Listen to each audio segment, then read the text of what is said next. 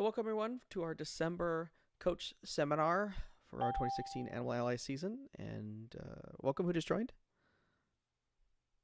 Hey, Michael, Stuart. Yep. Hello. So we just got some announcements, and we're going to go into a little bit of a deep dive into kind of some lessons learned from our first two qualifiers. So as it stands right now, we have 112 teams participating in the region, which led to about a 54% advancement rate. We will have 33 teams participating this weekend and then 35 next weekend. We expect to advance 18 teams out of this weekend and 19 out of next weekend. Those numbers will be confirmed during the coaches meeting the morning of the event, and we'll also send that out via email tomorrow and then Wednesday next week for Stable Stomp. For First League Junior, our expo registration is open for championship, and teams can register. I just wanted to point out a new feature that launched in Team Connect last week, but it is a new view for the events and results page. I just wanted to show everyone what it will look like once stuff's been posted and all the rubrics are available. It's quite a bit different than what we had before, and we hope it's easier to understand and kind of see what's going on. It also tracks all of the, or I should say most of the information from the public event page as well, so you don't have to go check two different places. And the buttons there, they show green right now, but they'll change color as things become available. Green generally means either you've paid your registration or the survey and practice table signups are available. And if you're curious on whether or not you're waitlisted or advancing, in this case, the advancement status shows advancing, but it'll also now show waitlist as well. I hope this is one step forward for us in making things better. But the important thing I wanted to point out is this is where you download your rubrics after the fact. For events, it usually takes us somewhere between a week to get things up. The last couple events, we've got them up in the past couple days, but it might take a week. And once we get to championship, it'll take at least 2 weeks to go through all 60 teams worth of paperwork. Just a reminder that we have posted all event agendas for qualifiers. They are available for download on the new events page from Team Connect. You can download them right there, or they can be found on our public website. As another reminder, team schedules will be available Wednesday at 12 p.m. prior to your qualifier. So for Ridgeview this weekend, it'll be tomorrow at noon.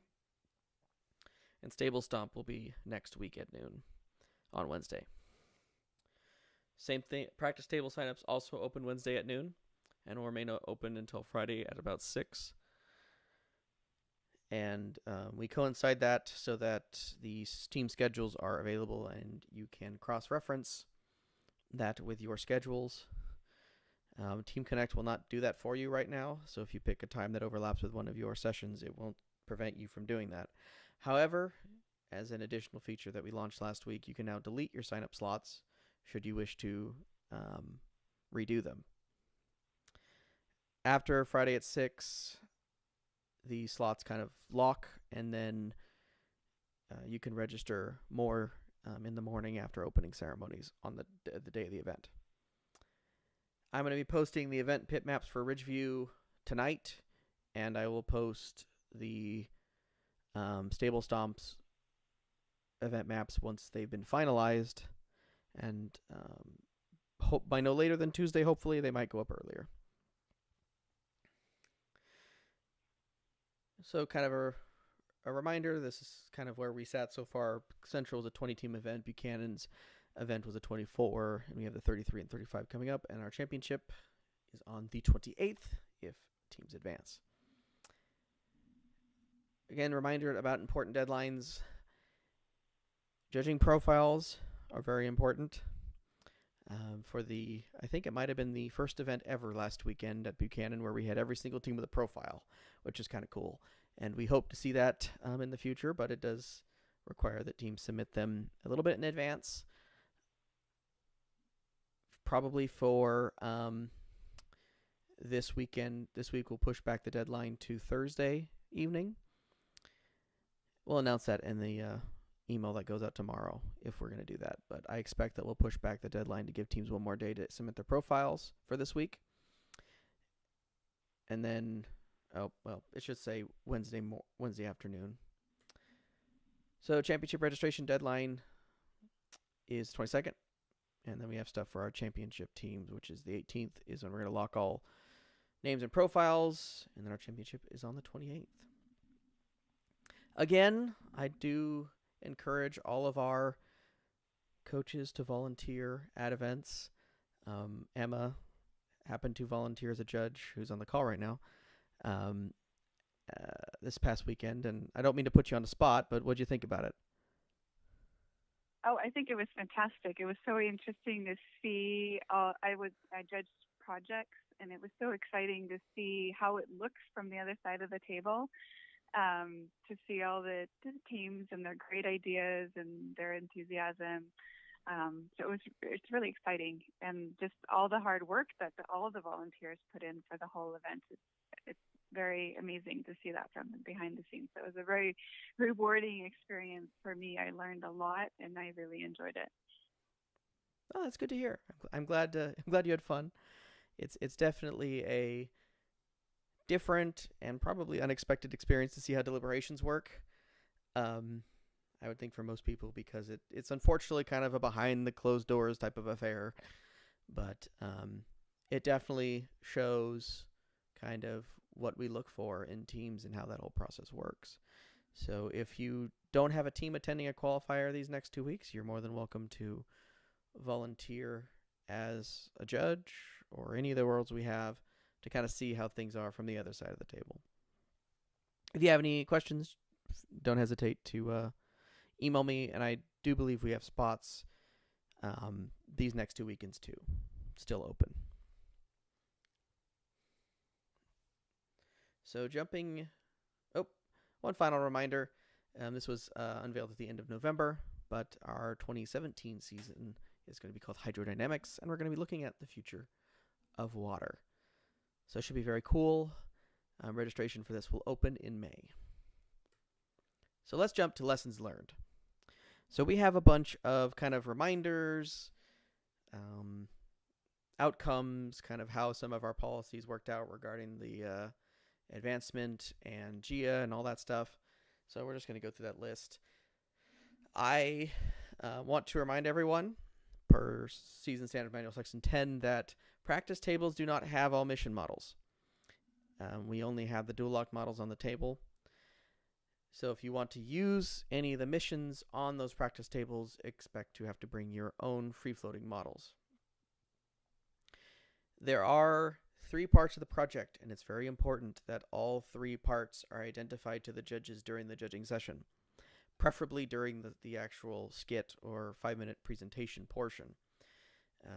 Important to identify a problem, to identify a solution to that problem, and then identify how the team shared outside of the team before the event day.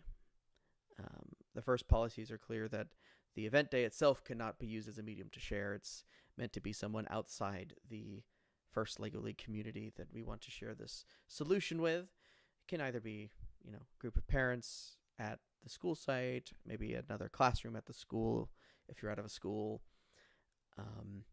Could be someone who's actually impacted by your solution. If your solution is related to a zoo, maybe some members of the zoo. But it's very important that happens before, and the kids articulate that to the judges. They will ask questions about sharing, about solutions, and about the problem. And make sure your kids are prepared to understand what they mean by sharing. And again, it's important to understand that adults should not touch the robot, and and that kind of is more of a perspective thing.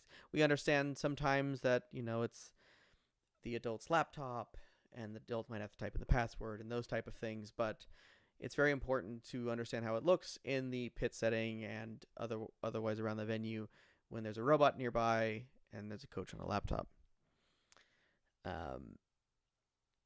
So have the kids be on the computer as much as possible, especially, if you need to show them something, point and let them drive the computer and manipulate it.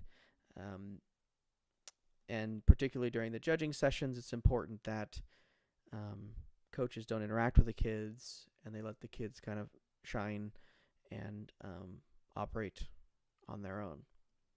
Coaches must wear their coach badges at all times. These coach badges are found in the team packets. They're at one event we had a couple that couldn't. That the badge actually got stuck in the envelope, and it didn't kind of come out when dumped. And so it's important. They're in there. Make sure that you find them if they don't come out at first. They are required in the judging rooms. The judges will not let adults in there without the badges. And then in the kind of secure robot game area, kind of the inside of the tape, is where we also need the badges displayed. Badges are based off paperwork we've already received, and we don't print extras. Also to note, the site coordinators don't receive badges unless they actually went in there and marked themselves as a coach. In a judging room, it's important to not stand behind or near the judges. We do have the seats, kind of as listed in the manual, but we understand not everyone likes to sit down in those sessions, and standing could be better. But the judges, it's very important not to be behind them, even though if you want to film, it's probably the best location to be right behind the judges. But unfortunately, we can't kind of have that for the judges' privacy in what they're working on, so kind of off to the side or in the back.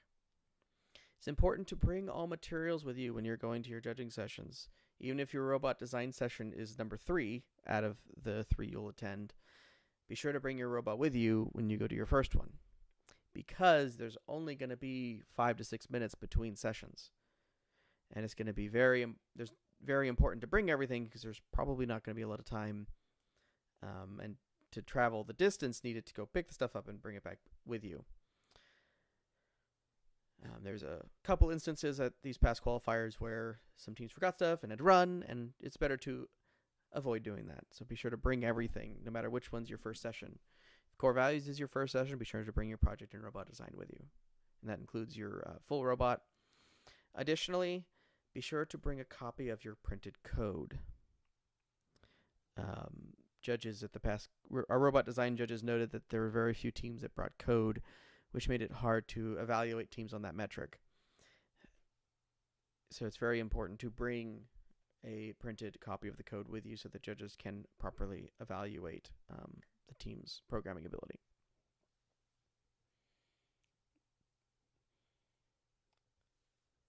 Some other reminders. It's important that all students participate in each judging session.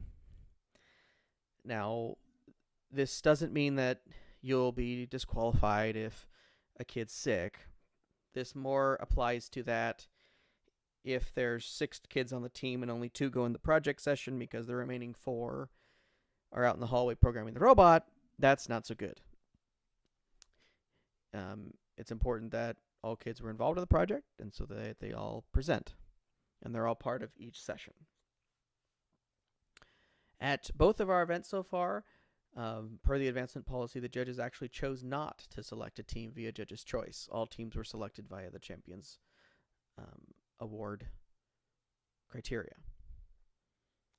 For the Global Innovation Award, at the past 2 events, the Central recipient went to the Project Award winner, and the Buchanan's recipient went to the Champions Award winner, the first place champions. That's just kind of how the project judges chose based on their discussion regarding the innovative solution criteria. We will be giving out 2 at each of our upcoming events, and they will be handed out during the closing ceremonies, typically with the award the team has won. And if not, we'll announce them before the advancing certificates. We have a new program available. You'll see it in your packets, and there'll be extras around. Be sure to grab one for spectators and whoever. We trying it out, and we hope this new program is useful for everyone. It does include team list, maps, and everything. So before we jump into anything else, are there any questions on any of that stuff? For the printed code, do we screenshot or for the program? this is the first time that I'm competing, so I I think mean the there is code a is way on. to print right out of the software. However, Okay. if that's not functioning or causing trouble, you're also welcome to just do screenshots and stuff like that as well, and just stick them in a Word doc and print it. It doesn't need to be sophisticated in terms of looking pretty. It just needs to be a copy of the code used. Okay, thank you. No problem. Any other questions on all this stuff? I was just going to say that there is in the Mindstorm programming software, there is free, when you're in a program or one of your programming projects, there is a print option so that it will nicely print. And there's some different options that you can choose how to print it, vertical or landscape, and you get little different choices for printing. So. Okay. Thank you. Yes. So that's good to know. I haven't used the software in a while, so it's not familiar off the top of my head, but so cool. Any other questions on anything before we jump into other things? Oh, on when they do the presentations, this is the first time that I'm doing this, so I'm clueless. But when they're doing the problem presentation to the judges, do they can they use a computer and LCD projector or just the display board?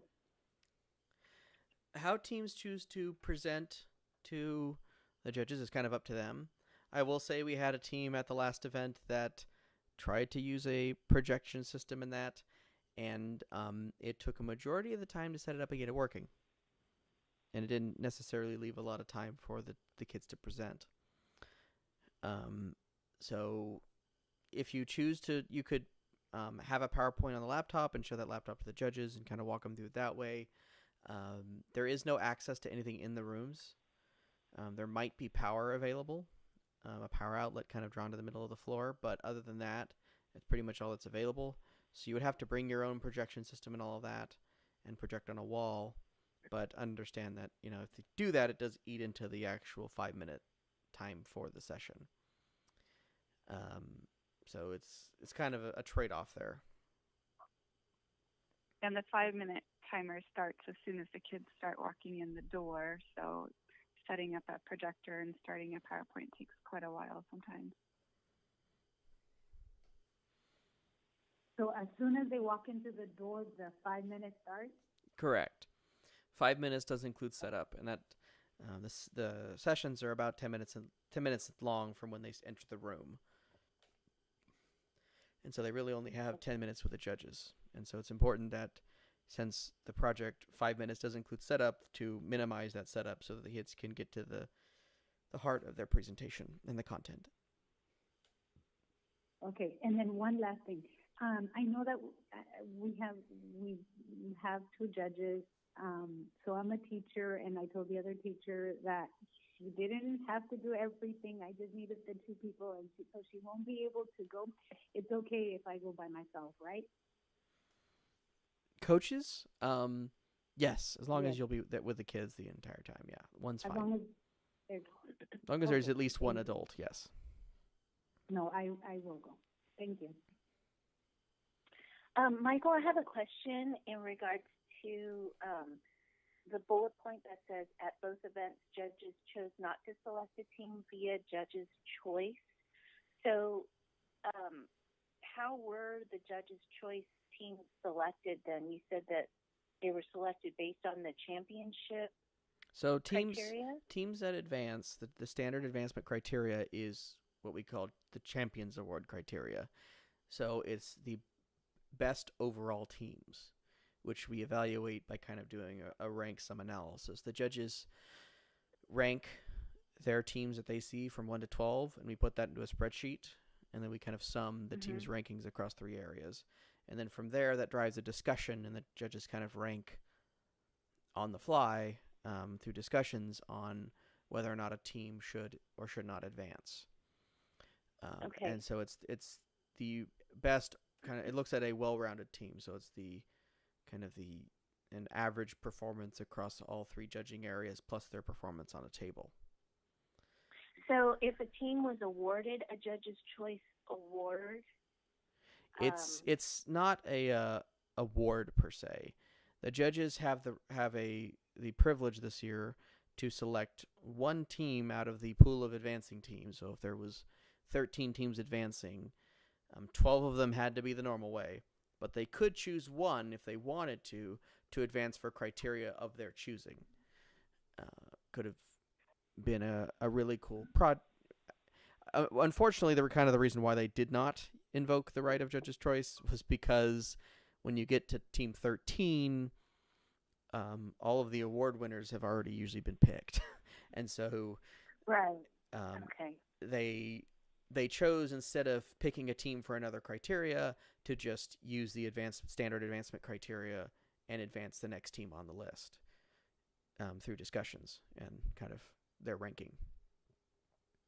I see. Okay, so that's in regards to advancement. It's not in regards to how the judges' awards were. No, the judges' awards are separate awards.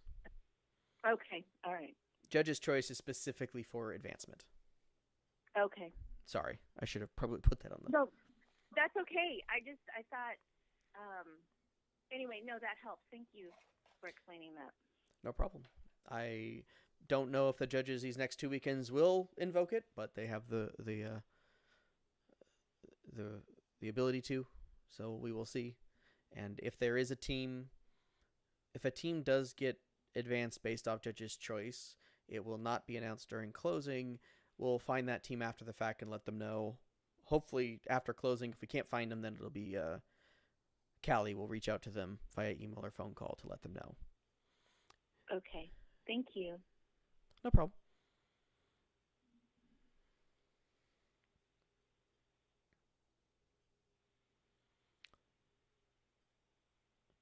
Any other questions?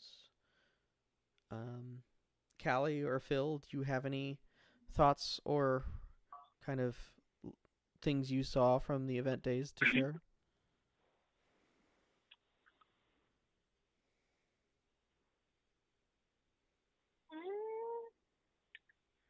Judging-wise, Michael, I think you covered most of those bullets you said earlier about the judging reminders.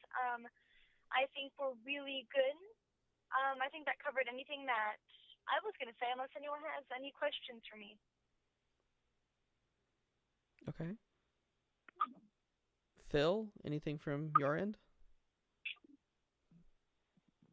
The only thing I can say is that, the one thing I would suggest, if this is your first time, make sure you and the kids are aware of the documents in terms of the rules, the mission requirements, and the updates.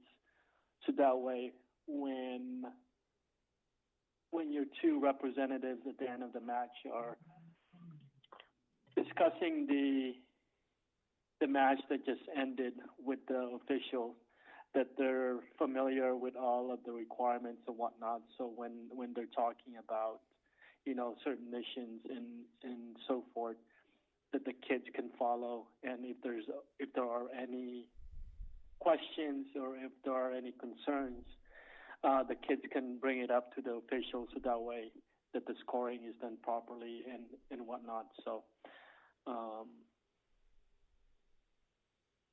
that's it. Okay, thanks, Phil. Yeah, so two kids stay behind at the table on the kind of slide deck right now. I have the score sheet up. It's available for download from our website, and I encourage all coaches to share this with their kids so that they know what to expect and what it'll look like. The referees do not calculate a numerical score that's handled by a computer. The referees just circle the state of the field and let the computer figure out what the score is. And again, you'll receive your score sheets back and your rubrics back through Team Connect after the event with, you'll be able to see what the referee circled and all that. And in terms of rubrics, you'll get judging feedback. I will say during the event day, if you feel that maybe the score sheet wasn't entered right or any of that, you're welcome to ask the head ref to verify that it was entered properly. But once the team initials the score sheet after the referee goes over it with them, it is considered final. So it's important that the students understand the score sheet to the point of what missions they're going to be doing. So they don't necessarily need to understand mission 14, milk on ramp, if they're not going to be doing it. But if they're doing the shark shipment, they should understand what each of the circles means in terms of what they expect to see on the table. Also, after each match, please ensure that you don't walk away with any of our field pieces, please. The field comes already fully set up with mission models and everything, so you don't need to bring your own. You'll just use what we have provided. But please don't walk away with our parts and pieces.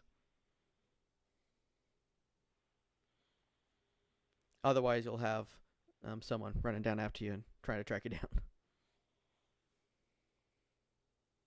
I have a question. What do you do with all the leftover pieces after this whole competition is done? Because since I'm a teacher, I was wondering if we can buy like more sets so that we can continue to compete and have the kids. Because this is the first time that we're doing it. But I learned a lot, but I know that we're really not ready. We're trying our best, but I just want them to continue to work and then compete maybe against another school or something.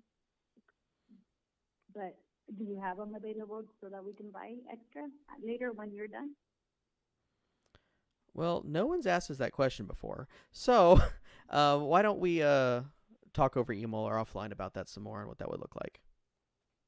Okay, another option, I was going to say, another option would be to sort of put a little announcement out to just kind of invite other teams to like an open, if to get together at a school or somebody's house for an, informal get together to do the robot game if you want to continue working on that or have a little challenge back and forth between teams. Yeah. Yeah. Thank you. mean, and if you want, we can help promote that as well. If you want to do like a April or May, get a meet up somewhere. So that's definitely an option as well. Thank you. No problem. Definitely. Michael, is it allowable?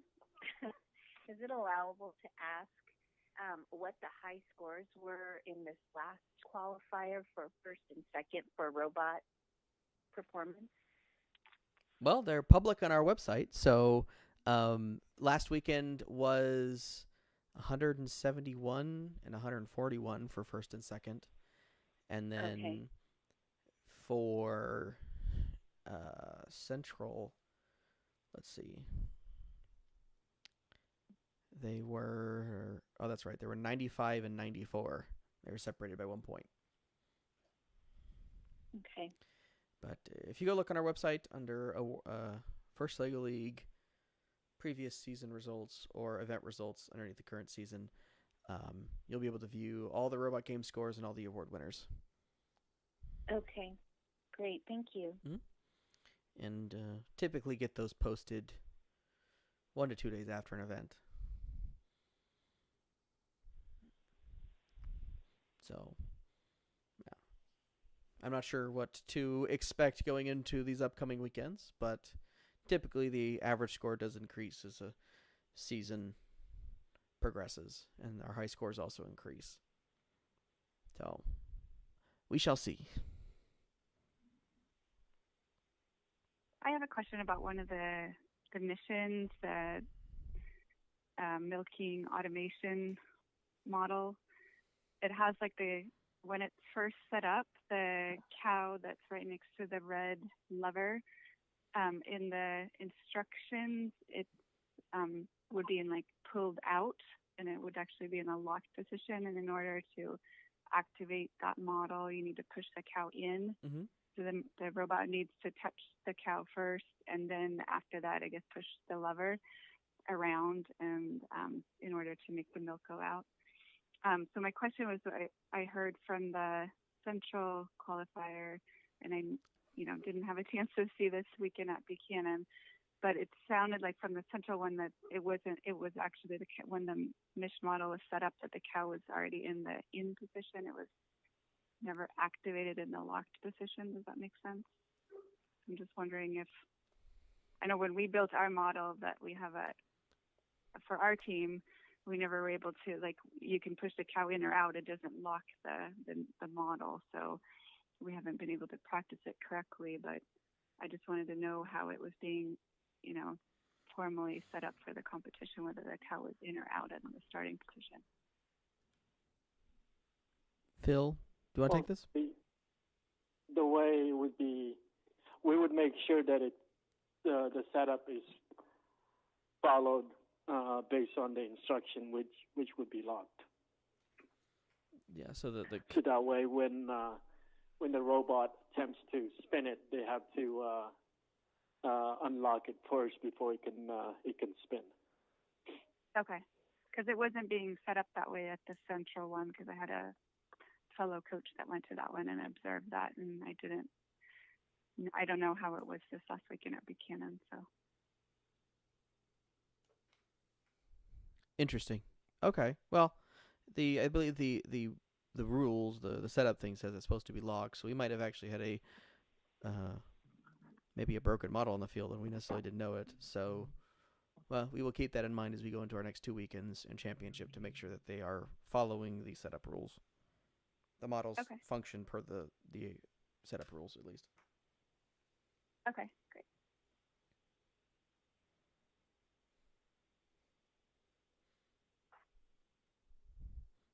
Cool. Any other questions on anything?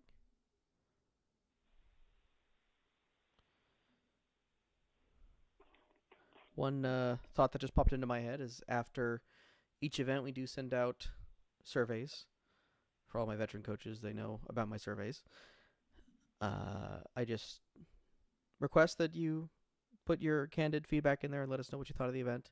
It does help us make it better, and all of our event partners do get aggregate results, and I know they like to read them so that they can learn how to make their events better too. So those you can access the link from Team Connect, or it'll get sent to you via email as well. It'll also send you a reminder every couple weeks to get it done too via email. Any other final questions? We're a bit early. We have about 25 minutes left here on the call, but we can end early if there's no other questions or anything.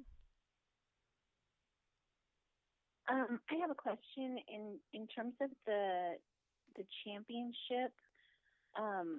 Will our judging profiles from our qualifiers just get forwarded, or do we need to resubmit those as we're registering? We'll pull them from Team Connect as they stand, so you're actually free to update them or improve them based on anything you do to further your project or robot or anything. But if you do not touch them, it will be the same thing that you had at the qualifier. Okay. And those will be printed about 10 days prior, so the 18th. Okay. Is when we will start printing all of the profiles and stuff. Which I believe is a Wednesday. Yeah, Wednesday, January 18th is the freeze date for everything. Okay. Thank you. No problem. I believe we have another phone call for all of our championship teams in January. I forget the date off the top of my head. I will look it up real quick. That is going to be considered the final coaches meeting for championship. Our championship day is pretty packed, and we don't necessarily have time to do a meeting the morning of like we do at qualifiers. And so we hold it in advance, also with the expectation that hopefully most of the questions got answered at the qualifier level. So yeah, it'll be January 24th, which I believe is the Tuesday prior to championship. So it'll be another Tuesday, same time, 6 to 7, and it is the last chance to get any questions answered regarding the championship, any final clarifications, final calls that need to be made, and so forth. And that will be our next and last coach's phone call for the season.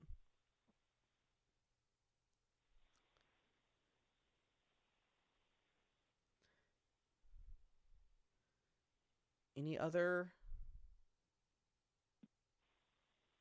questions?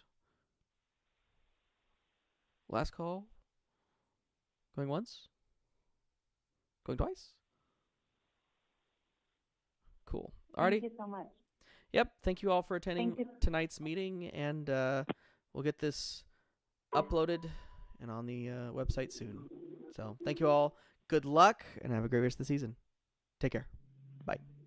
Thank you. Have a good night.